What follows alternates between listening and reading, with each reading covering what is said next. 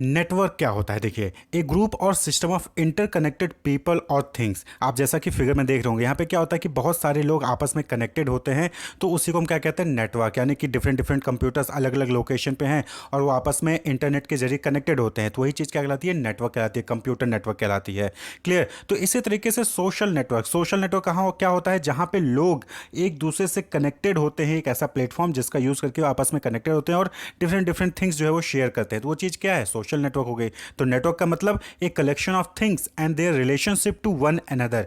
यानी कि यहाँ पे क्या है? चीज़ों की कलेक्शन है, लोगों का कनेक्शन है। सोशल नेटवर्क में लोगों का कनेक्शन है, कंप्यूटर नेटवर्क में डिफरेंट डिफरेंट कंप्यूटर का कलेक्शन है, और वो क्या है? आपस में रिलेटेड है, यानी कि कनेक्टेड है। तो उसी को क्या कहा जाता है?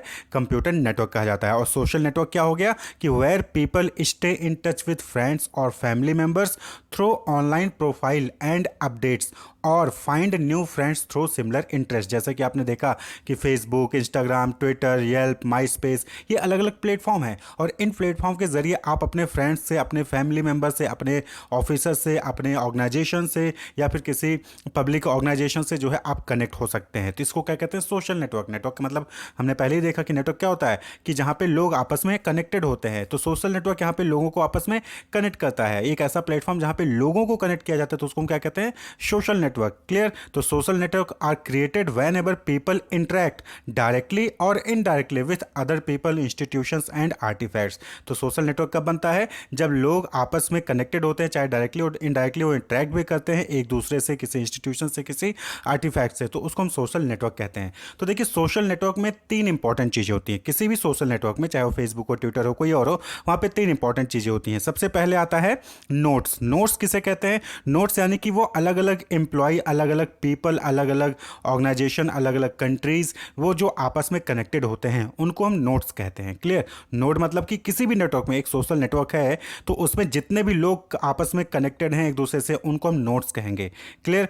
तो दूसरा क्या होता है? टाइज। टाइज किसे कहते हैं? वो मीडियम जिसके थ्रू आपस में कनेक्टेड, यानी रिलेशनशिप बिटवीन टू नोड्स। यानी कि आप जो है किसी मिस्टर ए जो है वो मिस्टर बी से कनेक्टेड है, तो मिस्टर ए और मिस्टर बी के बीच में कोई ना कोई रिलेशनशिप होगा, चाहे वो फ्रेंड्स होंगे, चाहे वो एम्प्लॉय होंगे, सेम ऑर्गेनाइजेशन में काम करने वाले होंगे। क्लियर? तो कोई ना कोई, या फिर एफिलिएटेड होंगे, एसोसिएशन होंगे, तो ये क्या है? ये रिलेशनशिप है, और इसको क्या हम कहते हैं? टाइज कहते हैं। वहीं पे तीसरा इंपॉर्टेंट पॉइंट है सोशल नेटवर्क में, दैट इज इन्फ्लुएंसर। इन्फ्लुएंसर कौन होता है? इन्फ्लुएंसर मीन्स वो पर्सन उस सोशल नेटवर्क में, यानी कि जिस भी नेटवर्क से आप कनेक्टेड हैं, उस सोशल नेटवर्क में वो पर्सन जो लोगों को इन्फ्लुएंस करता है, उनके डिसीजन मेकिंग पे इंपैक्ट डालता है। जैसे कि आप देखते होंगे कि सोशल नेटवर्क पे आप कनेक्टेड होते हैं, तो वहाँ पे अलग अलग पार्टीज़ के लिए अलग अलग जो है प्रमोशन टेक्निक्स यूज़ किए जाते हैं, और लोग उसको देखते हैं, उसको फॉलो करते हैं, और उसका कहीं ना कहीं उनके डिसीजन मेकिंग पे क्या होता है? इन्फ्लुएंस होता है। और जब भी वो किसी प्रोडक्ट को मार्केट में परचेज करने जाते हैं या फिर वोट डालने जा रहे होते हैं, तो उसका कहीं ना कहीं उसके ऊपर इन्फ्लुएंस होता है, और आप जाके उस पार्टी को वोट डाल देते हो, या फिर आप जाके वो प्रोडक्ट परचेज कर लेते हो। तो इन्फ्लुएंसर यानी कि सोशल नेटवर्क पे वो बंदा, वो लोग जो आपको इन्फ्लुएंस कर रहे हों, ठीक है, तो उसको हम क्या कहते हैं? इन्फ्लुएंसर कहते हैं। वो कोई सेलिब्रिटी हो सकता है, वो कोई ऑर्गेनाइजेशन होता है, वो जर्नलिस्ट हो सकता है, या फिर कोई और हो सकता है जो आपको इन्फ्लुएंस करता है उस सोशल नेटवर्क पे। क्लियर? तो सोशल नेटवर्क में पहली इंपॉर्टेंट चीज क्या हो गई? The things that are connected are called nodes, vertices और एंटिटीज। यानी कि उनको क्या कहते हैं? जो लोग किसी भी नेटवर्क में आपस में एक दूसरे से कनेक्टेड है, उनको हम नोड्स कहते हैं, या वर्टिसेस कहते हैं, फिर एंटिटीज कहते हैं। ये कोई भी पर्सन हो सकता है, पीपल हो सकते हैं, कोई कंप्यूटर हो सकता है, कोई कंट्री हो सकती है, एक डिफरेंट डिफरेंट कंट्रीज आपस में कनेक्टेड हैं, तो कंट्री का नेटवर्क हो गया। कंप्यूटर आपस में कनेक्टेड है, कंप्यूटर नेटवर्क हो गया। पीपल आपस में लोग कनेक्टेड हैं, तो सोशल नेटवर्क हो गया। क्लियर?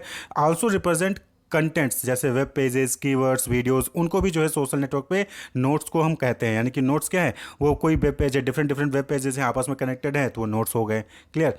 तो कोई वेब पेज हो गया, कोई कंप्यूटर हो गया, कोई कंट्री होगी, कोई पीपल हो गए, जब आपस में कनेक्टेड होता है तो उसी को हम क्या कहते हैं? नोट्स कहते हैं। रिप्रेजेंट फिजिकल और वर्चुअल लोकेशन और इवेंट। ये जो है फिजिकल लोकेशन को भी रिप्रेजेंट कर सकते हैं, और वर्चुअल लोकेशन को भी, या फिर वर्चुअल इवेंट्स को भी रिप्रेजेंट कर सकते हैं। कौन? नोट्स। यानी सोशल नेटवर्क में जो नोट्स होते हैं वो इन सबको रिप्रेजेंट करते हैं, और ये बिल्डिंग ब्लॉक होते हैं किसी भी नेटवर्क के।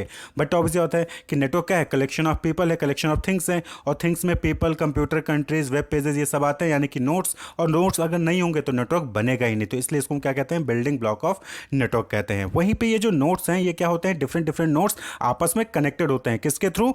टाइज के through. The connection between vertices are called edge, ties and links. यानी कि इन तीनों नाम से आप इसको बुला सकते हैं, चाहे आप उसको एज कह लीजिए, चाहे टाइज कह लीजिए, चाहे लिंक्स कह लीजिए। तो ये क्या है? ये रिलेशनशिप होते हैं हैं बिटवीन नोट्स, चाहे वो फ्रेंडशिप हो, ट्रेडिंग हो, यानी कि आपने किसी कंपनी से कोई प्रोडक्ट परचेज किया तो ट्रेडिंग का रिलेशनशिप हो गया, किसी से एग्रीमेंट किया है तो उसका एग्रीमेंट का रिलेशनशिप हो गया, कोई सेम एट्रीब्यूट शेयर कर रहे हैं तो आप शेयर्ड एट्रीब्यूट्स का रिलेशनशिप हो गया, ट्रांजेक्शंस कर रहे हैं तो आपका जो है वो रिलेशनशिप हो गया। यानी कि जो डिफरेंट डिफरेंट नोट्स होते हैं वो आपस में उनके बीच में कुछ ना कुछ रिलेशनशिप होती है, चाहे वो फ्रेंडशिप हो, चाहे फैमिली मेंबर्स हो, चाहे ट्रेडिंग से रिलेटेड हो, चाहे एग्रीमेंट हुआ हो, तो उसी को हम क्या कहते हैं, उसको हम टाइज कहते हैं, एज कहते हैं, फिर लिंक्स कहते हैं। क्लियर? तो it can be association, affiliation, formal relationship, biological relationship यानी कि भाई बहन माँ बाप ये हो सकते हो, या फिर फॉर्मल रिलेशनशिप आपके बॉस हो सकते हैं, आपके सबॉर्डिनेट हो सकते हैं, आपके सुपीरियर हो सकते हैं, या फिर आपके साथ जो काम कर रहे हैं कलीग्स हो सकते हैं। एसोसिएशन या एफिलिएशन यानी कि आप जो है किसी पार्टी को फॉलो करते हैं।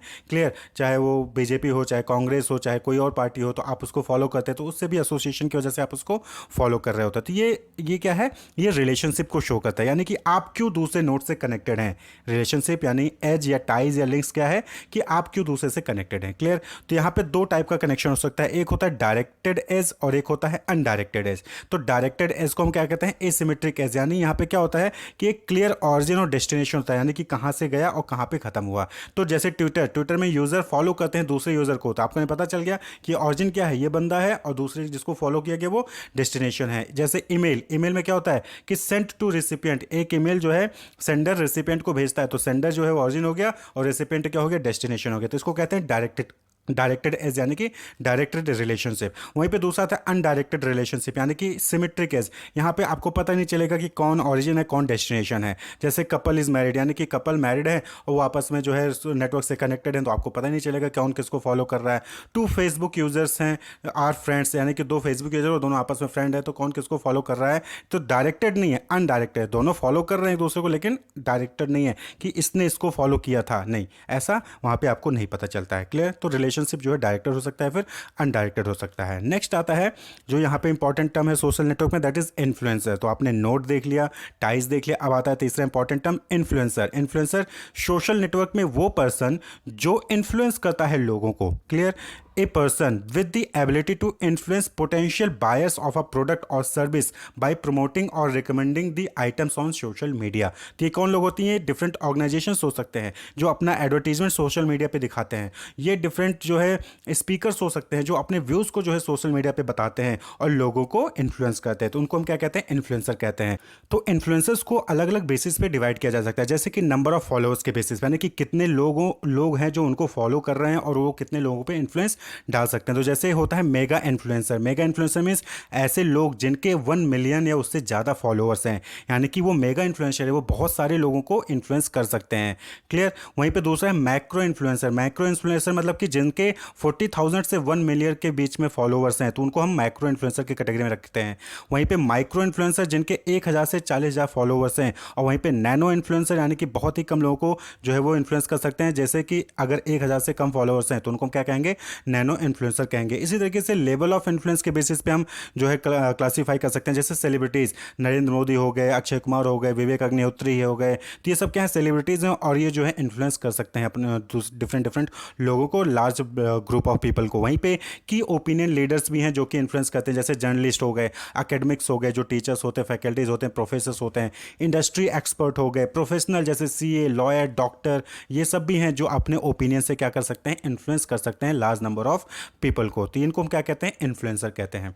तो सोशल नेटवर्क की जो डेटा होता है, जो सोशल नेटवर्क का डेटा होता है, उसको एनालाइज करने के लिए डिफरेंट टूल्स हैं, जैसे कि टुलिप है जो कि रिलेशनल डेटा को एनालाइज करता है। इसी तरीके से कॉमेट्रिक्स है, जंग है, सोशियोविज है, स्टेटनेट्स हैं। तो डिफरेंट टूल्स हैं जिसका यूज़ करके सोशल नेटवर्क का एनालिसिस किया जा सकता है। उनमें रिलेशनशिप को फाइंड आउट किया जा सकता है, कौन इन्फ्लुएंसर है, कितना इन्फ्लुएंस करता है, कितने लोग, कितने उसके फॉलोअर्स हैं। डिफरेंट डेटा को जो है ये एनालाइज करके जो है आपको एक इफेक्टिव सोशल नेटवर्क या इफेक्टिव पर्सनस को आपको आइडेंटिफाई करके दे सकता है। आपने देखा होगा कि लोग जो डिफरेंट जिनके फॉलोअर्स बहुत ज़्यादा होते हैं उनको एडवर्टीजमेंट्स, वो प्रमोशन करते हैं डिफरेंट प्रोडक्ट्स का। तो क्या है, वो जो ऑर्गेनाइजेशन है वो फाइंड आउट करती है ऐसे लोगों को और उनका देखते हैं कि कितने फॉलोअर्स हैं, कितना इंपैक्ट पड़ रहा है, कितने कमेंट आ रहे हैं, कितने व्यूज़ हैं, और उसके बाद जो है उनको अपना प्रोडक्ट प्रमोट करने के लिए देती है। क्यों? क्योंकि उनको पता है कि अगर वो प्रमोट करेंगे तो लार्ज नंबर ऑफ पीपल्स जो है उसको परचेज कर सकते हैं और उनका सेल्स बढ़ सकता है। तो सोशल नेटवर्क एनालिसिस इसीलिए यूज़ किया जाता है जिससे कि आप जो है सही बंदे को, सही इन्फ्लुएंसर को फाइंड आउट कर सकें और उससे जो अपना प्रोडक्ट प्रमोट कर सकें, या फिर सही नेटवर्क जो है आइडेंटिफाई करके आप खुद अपना प्रोडक्ट जो है प्रमोट कर सकते हैं। तो होप आपको समझ में आया होगा सोशल नेटवर्क क्या है। Wish you all the best, keep watching.